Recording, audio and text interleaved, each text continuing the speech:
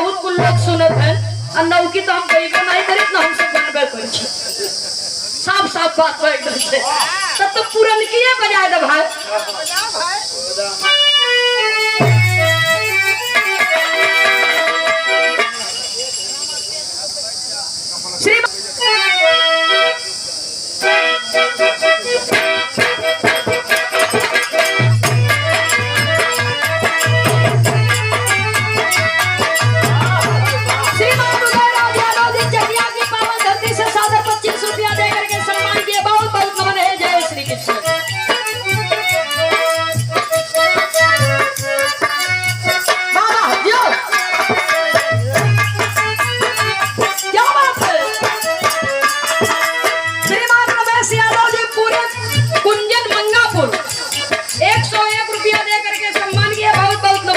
श्री कृष्णा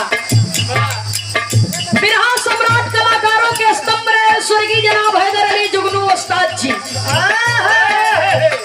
कबो कबो गावे कैसे गावे भैया हो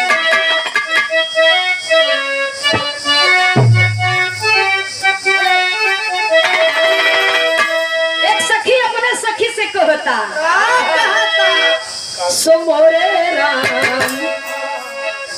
सो मोरे राम धीरे से